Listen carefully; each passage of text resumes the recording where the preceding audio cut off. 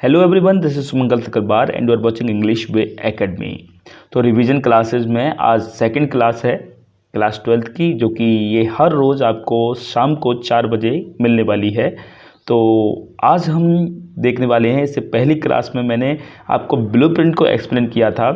आज हम chapter first को एक्सप्लेन कर रहे हैं। चैप्टर फर्स्ट को डिटेल में अगर आप पढ़ना चाहते हैं, क्वेश्चन आंसर देखना चाहते हैं, इंपॉर्टेंट क्वेश्चन की बात कर रहे हैं, तो नीचे डिस्क्रिप्शन बॉक्स में जाके देख सकते हैं। आपको पूरी एक प्ले लिस्ट मिलेगी क्लास 12th की, जहां पर सारे चैप्टर्स के वीडियोज आपको अवेलेबल होंगे, वहां पर डिटेल में पढ़ सकते हैं। अभी रिवीजन की बात कर रहे हैं और आपके जो डाउट्स हैं उनको मैं यहाँ पर क्लियर कर रहा हूँ। कमेंट बॉक्स में आप अपने डाउट्स को और भी पूछ सकते हैं। अगर पॉसिबल हुआ तो उस पर वीडियो जरूर बनाया जाएगा, और अगर कमेंट में ही आंसर देकर बात बन रही है तो कमेंट में आंसर मैं ज़रूर दूंगा।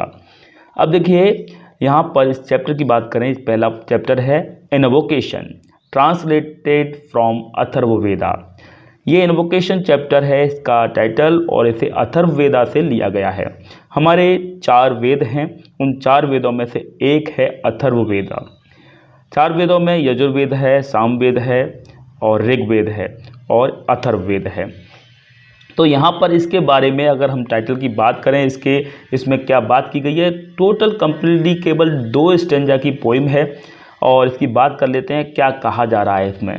The present verse is from hymn from Vedas. ये जो कविता की लाइनें हैं वेदों से ली गई है। A book of selected translation from the Vedas, जो कि एक किताब है डॉक्टर अविनाश चंद्र बोस की, जो कि जाने माने ओरिएंटल स्कॉलर हैं, जाने प्रसिद्ध एक शिक्षाविद हैं। उनके द्वारा एक किताब लिखी गई है जिसमें वेदों का ट्रांसलेशन है। उसमें से ये हाइम लिया गया, ये कविता ली गई है। It has been ascribed to the seer Atharva and occurs as hymn 52 in book 7 of the Atharvaveda. इसे अथर्ववेदा की 52 हाइम से उसकी 7th बुक में से लिया गया है। It inculcate the ethics of collective living through mutual love and understanding, redend in style of an invocation. It wants this sense of unity to pervade not only among one's own people but also with regard to others. यहाँ पर कहा क्या गया है, यहाँ पर बात की गई है एक इन्वोकेशन की फॉर्म में, यानी कि एक प्रार्थना की फॉर्म में बात की गई है। यहाँ पर भगवान से प्रार्थना की गई है कि हम आपस में एक बनकर रहें, हमारे अंदर मन की एक यूनिटी हो, एकता हो। न केवल मन की एकता हो, बल्कि आप मन से आपस में एक दूसरे से भावों से भी जुड़े हों, इस तरह की बात है। यहाँ पर ये भी बात की गई है, ना केवल हम अपने लोगों के प्रति एक हों, यानी कि अपने देश के लोगों के साथ में एक बनकर रहें, बल्कि स्ट्रेंजर्स जो कि अजनबी लोग हैं उनके साथ में भी मिलजुल कर रहें, और यूनिटी की भावना है। और गॉड आश्विन से ये प्रार्थना की जा रही है। गॉड आश्विन यानी कि ड्वेल गॉड हैं, जो कि आपस में जुड़े हुए गॉड हैं, देवता हैं, और उनका वो प्रतीक ही हैं इस बात के कि वो यूनिटी का प्रतीक है। वो बताते हैं कि हम एक हैं, वो आपस में जुड़े हैं। इससे प्रतीत होता है कि हम एक हैं और हमें एक बनकर रहना चाहिए। तो उनसे प्रार्थना की जा रही है कवि के द्वारा यहाँ पर कि हमें एक बनकर रहना चाहिए अपने मन से, और हमें लड़ना झगड़ना नहीं चाहिए, और हम बेमतलब युद्ध ना करें, जिससे रिजल्ट में हमें बहुत सारे मासूम लोगों की हत्याएं मिलती हैं और अनजाने चेहरे दिखाई देते हैं, जो कि मरे हुए लोग दिखाई देते हैं। तो इस पर यह कविता है। अब आपके डाउट्स हैं जो अभी न्यू बातचीत चली ब्लूप्रिंट के अकॉर्डिंग, तो ब्लूप्रिंट में इसमें से एक्सट्रैक्ट आ सकते हैं। पहली बात तो क्वेश्चन आंसर 3 मार्क्स में पूछे जा सकते हैं। 4 मार्क्स में भी कोई इसका सेंट्रल आइडिया टाइप का क्वेश्चन पूछा जा सकता है। 3 मार्क्स और 4 मार्क्स के क्वेश्चन इसमें पॉसिबिलिटी है इसमें आने की। 4 मार्क्स से ज़्यादा का कोई क्वेश्चन तो नए ब्लूप्रिंट में दिया ही नहीं है। तो 3 मार्क्स का क्वेश्चन जो है आपको 75 वर्ड्स में लिखने होंगे, और 4 मार्क्स के क्वेश्चन के लिए आपको वहाँ पर 120 से 150 वर्ड्स लिखने होंगे। तो यहाँ पर सेंट्रल आइडिया टाइप का क्वेश्चन होगा, लॉन्ग आंसर टाइप का, वो एक आध क्वेश्चन आ सकता है, लेकिन 3 मार्क्स के क्वेश्चन की पॉसिबिलिटी है और एक्सट्रैक्ट की पॉसिबिलिटी है।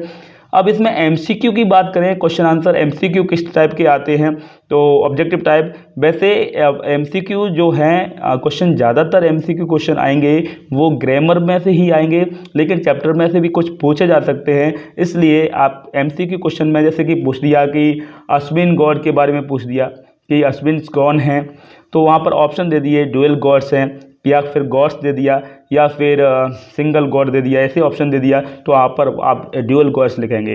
अब ये पूछ दिया this hymn is translated from, option दे दिए अथर्ववेदा, ऋग्वेदा, सामवेदा, और उसमें से आपको आंसर इसमें अथर्ववेद से लिए तो अथर्ववेद लिखेंगे। और ये लिख सकते हैं कि ये this hymn is translated bye, किसके द्वारा ट्रांसलेट की गई है, तो ये आप उसमें लिखेंगे। उसमें ऑप्शन दे दिए यहाँ पर कि अविनाश चंद्र बोस, सुभाष चंद्र बोस, इस तरह के ऑप्शन दे सकते हैं। तो आपको इसका आंसर क्या मिल रहा है, अविनाश चंद्र बोस हो जाएगा। अब यहाँ पर कोई वर्ड का भी मीनिंग भी ऑप्शन में दिए जा सकते हैं, एमसीक्यू क्वेश्चन में दिए जा सकते हैं। तो वर्ड मीनिंग के लिए आप यहाँ पर वर्ड मीनिंग को भी नज़र डालें और वर्ड मीनिंग के बारे में भी इस पर प्रैक्टिस कर लें। रटने के लिए मैं नहीं कह रहा हूँ, लेकिन आप बार बार पढ़ेंगे तो आपको वो मीनिंग्स का अंदाज़ा लग जाएगा। तो जब ऑप्शन आएंगे तो आप समझ जाएंगे कि इसका ये ऑप्शन सही है। अब ये वर्ड मीनिंग की मैं बात करूँ तो वर्ड मीनिंग देखिए यहाँ पर आपको मिल पा रहे हैं। वर्ड मीनिंग मैं बता रहा हूँ यहाँ पर, जैसे कि इस साइड का जो मीनिंग है दे दिया और नीचे ऑप्शन देंगे इसमें कौन सा ऑप्शन सही है।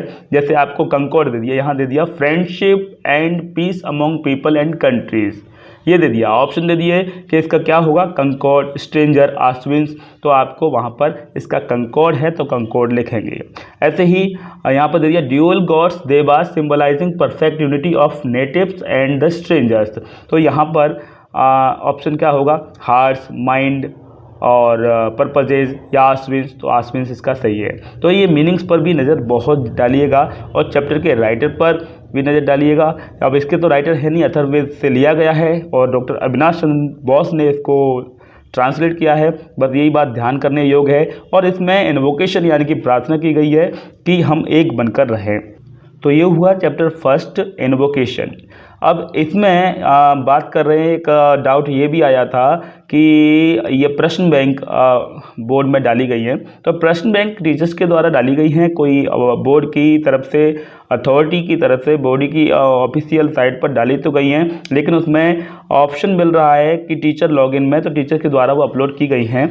अब उसमें भी इंग्लिश की अवेलेबल नहीं है, तो जैसे ही अवेलेबल होगी प्रश्न बैंक, अच्छी बात है कि उसमें प्रैक्टिस के लिए अच्छी है, पहले अवेलेबल थी उसको डिलीट कर दिया गया है, तो अपडेट होकर वो आने वाली हैं। और मैं खुद भी अपनी प्रश्न बैंक तैयार कर रहा हूँ, इसमें एमसीक्यू क्वेश्चन भी होंगे, जिस टाइप का पेपर एग्जाम में आ सकता है ब्लूप्रिंट के अकॉर्डिंग वो मैं तैयार कर रहा हूँ। जैसे ही वो अवेलेबल होगा, जैसे ही मेरा वो रेडी हो जाएगा, मैं आपको प्रश्न बैंक भी सॉल्व करवाने लगूंगा और आपसे भी आप उसकी प्रैक्टिस करवाऊंगा, क्वेश्चंस आपको दिया करूंगा और टाइमिंग दिया करूंगा जिस पर आप उसको सॉल्व करके उस निर्धारित टाइम में आप उसे सॉल्व करेंगे।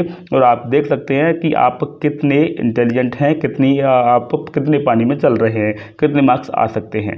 तो ये था आपका चैप्टर फर्स्ट। ये वीडियो कैसा लगा कमेंट बॉक्स में जरूर बताइएगा, अच्छा लगा हो तो लाइक जरूर कीजिएगा, और अगर आप फर्स्ट टाइम हमारे चैनल पर आए हैं तो चैनल को सब्सक्राइब कीजिए और उसके बाद बेल आइकन को क्लिक कीजिए ताकि आपको टाइम पर हमारी वीडियोज़ की नोटिफिकेशन मिल जाया करें। So that's enough for today, thanks for watching video.